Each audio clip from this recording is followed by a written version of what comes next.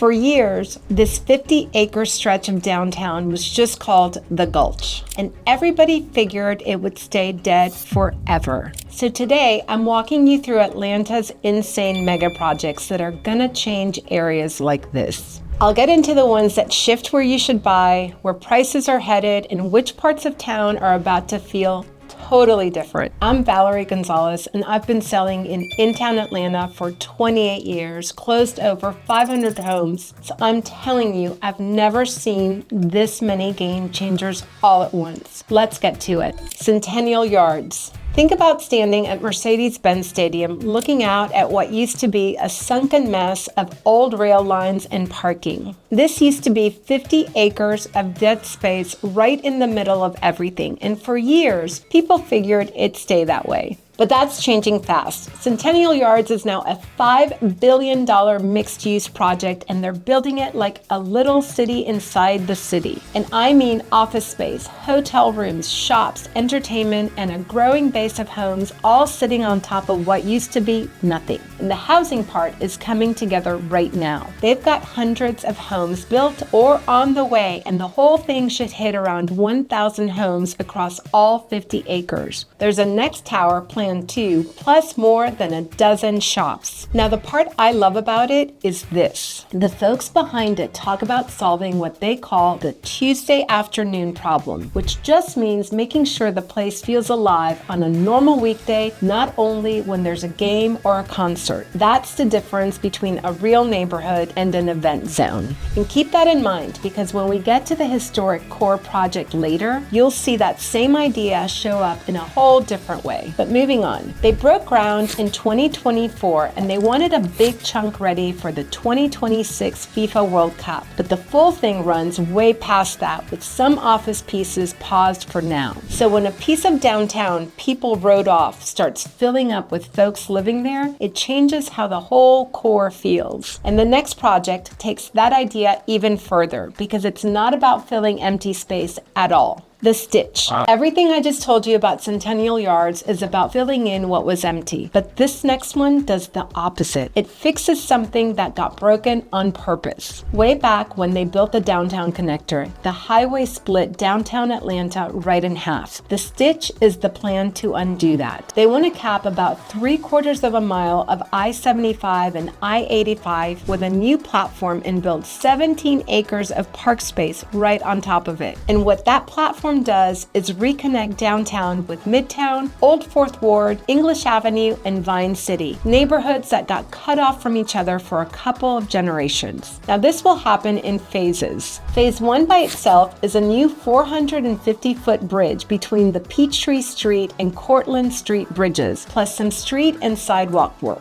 It's part of an overall $713 million plan, and they're aiming to start building in 2027. Then there's the payoff. City folks think the Stitch could create more than $9 billion in value, plus thousands of construction jobs. Phase 1 isn't set to wrap until around 2030, and the whole thing could stretch to 2036, so this one's playing a long game. But when a highway scar turns into a walkable park tying those neighborhoods back together, the ground around it stops acting the way it used to, which sets up the project that's been rewriting Atlanta's map for years. But before that, if you're watching this and trying to figure out whether downtown's energy is right for you, or which of these in-town pockets fits how you want to live, that block-by-block read is what I do every day. My contact info is in the description below. All right, now let's get back to it. Atlanta Beltline. If the Stitch fixes one seam in the city, this next one draws a brand new outline around the whole thing. And if you've talked to me for more than 5 minutes, you know why the Atlanta Beltline is the one I can't stop bringing up. So the big idea is a 22-mile loop of trail circling the city, tying together dozens of old neighborhoods that were never built to talk to each other. And right now, about 16.7 miles of the main trail are open, plus a 1.6-mile connector on the west side. That means close to 80% of the loop is already walkable or bikeable. The pieces still getting built are mostly on the northwest and north side, and Beltline leaders keep pointing to 2030 as the target to close the full loop. Guys, I wouldn't be doing my job if I didn't stress enough how much the Beltline changes the whole way people compare homes.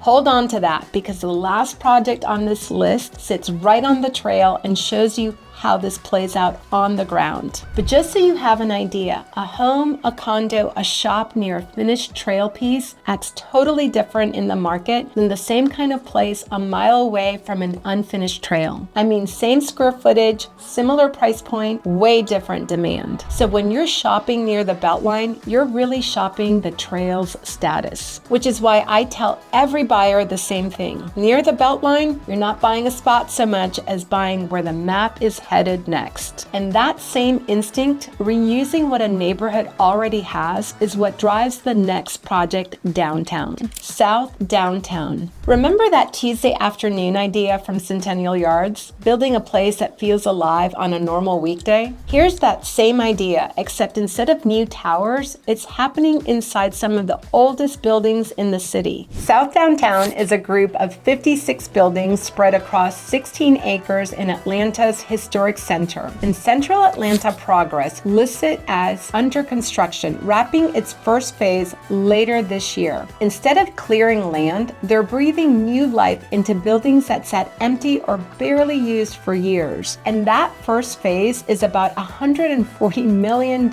investment. You're looking at around 140 homes, about 65,000 square feet of office space, and around 100,000 square feet of shops. A good bit of it tucked inside those old bones. So this is old building reused at a big scale, and that gives it a feel you can't fake with glass and steel. For a buyer who wants character and history instead of a brand new build, this is the corner of downtown to watch. But before we get back to neighborhoods, there's one project that props up the whole regional economy: airport expansion. Every project so far is about where you live, but this one is about something almost every household in the metro area touches without even thinking about it. Hartsfield-Jackson International Airport is the busiest airport on the planet by passengers, moving over 106 million travelers in 2025. So when something happens there, it ripples across the whole region. Concourse D has been the problem child. Built back in the 1980s for smaller planes, so it's the narrowest, most cramped concourse in the airport. That's why they're fixing it.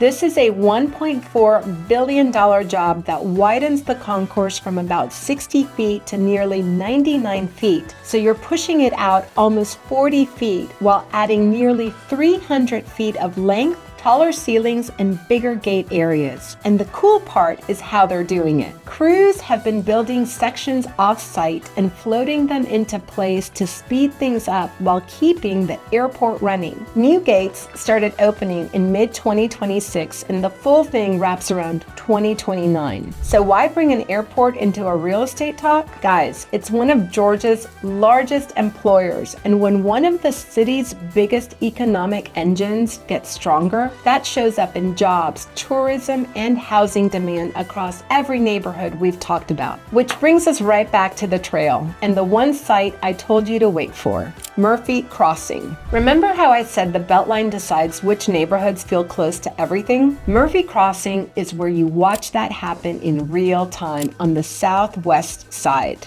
So this is a 20-acre site sitting right on the Beltline's southwest trail near the Oakland City and West End MARTA stations, and it's meant to become a big mixed-use hub. But this one's had a bumpier road than most because the first partnership with an Arizona firm called Cul-de-sac fell apart in early 2025, and Beltline folks went back to the drawing board with a new design team. The newest plan, out in 2026, calls for around 625 homes, a step down from an earlier idea, plus commercial space, retail, and a good chunk of light industrial use. Everything from a small vet clinic to a makerspace. Just like South Downtown, they're folding historic warehouses into the design instead of tearing them down, and the whole thing gets built in 5 phases. As of early 2026, it was still in the rezoning stage, with demolition aimed for later in the year. So this is housing, commercial, and community stuff, all landing on one of the most watched stretches of the Southwest Beltline. If you want to know where the next wave of trail-driven demand is headed, this this is the address to circle. And once you see how all 6 of these fit together, the big picture for the whole market gets pretty clear. The thing to get about all 6 of these is they're one big bet on a downtown you can live in without a car. The buyers who do well over the next few years are the ones who get in near these pieces before the rest of the market catches up to what they need. If you want a clear read on how any of these affect the areas you're eyeing, my contact information is right here, and I can tell you block by block what the timing looks like right now. And if today was about the biggest projects reshaping the city, the video I've linked next zooms into 5 projects rewiring the in-town core, including one near a MARTA station that most buyers are